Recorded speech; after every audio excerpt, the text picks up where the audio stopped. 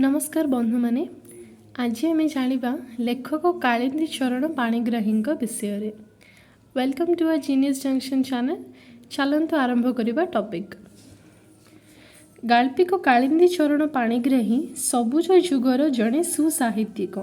से बहुमुखी प्रतिभा।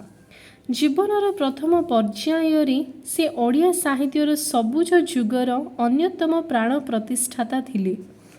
सबुज गोष्ठी मध्य गाल्पिक कालिंदी चरण थिले सबुठारु अधिक सचेतन शिल्पी। गाल्पिक ओडिशा पुरी जिल्लार विश्वनाथपुर ग्राम 1901 मसीहा जुलाई 2 तारिख जन्म नहीं। पुरी रे ही कालिंदी चरण निजर बाल्य जीवन और शिक्षा समाप्त करथिले। हाईस्कूल समाप्त करी से रेभेन्सा महाविद्यालय रे पढ़िबा काल रे कालिंदी चरण साहित्य सर्जन प्रतिभार परिचय मिलिला। कॉलेज पढ़िबा समय रे से नॉनसेंस क्लब गठन करथिले।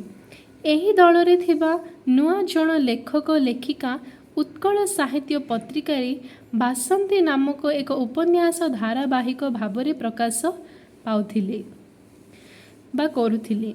एही समय रे सबुज गोष्ठीर मुखपत्र जुग बीणारे कालिंदी चरण लेखा मन मध्य प्रकाश पाउथिला। तांक लेखारे ओडिशार ग्राम्य परिवेश लेखकंकर लोकंकर आचार विचार प्रमुख स्थान पाउथिला। अन्याय अनीति विरुद्ध रे तांक साहित्य स्वर उत्तोलन करुथिला। से जणे दरदी कवि और जीवनवादी साहित्यिक भावरे परिचित। ओडिशार प्रथम नारी मुख्यमंत्री नंदिनी शतपथी तांकर झियो। से 1991 मे 15 तारिख रे देह त्याग करथिले। कवितारू ही तांकर साहित्य सर्जन आरंभ होइथिला।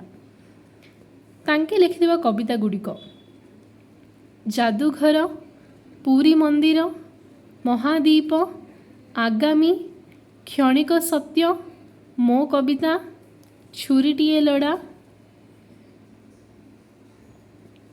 उपन्यास, माटीर मनीष, लुहार मनीष, आजिर मनीष, अमर चिता, अमरावती, मुक्रागड़र युद्धा, क्षुद्र गल्प, आत्मकाहानी, द्वादशी, राशिफल, शेष रश्मि, सागरिका, मो कथा सरी नाही, मोटो 49 गल्प, नाटक, पद्मिनी, प्रियदर्शी, सौम्या, जीवनी, भक्त कवि मधुसूदन, कर्मवीर गौरी शंकर, प्रबंध, साहित्य समाचार, साहित्यिक, नेतृत्व, आत्मजीवनी जहाँ अंगे निभाई।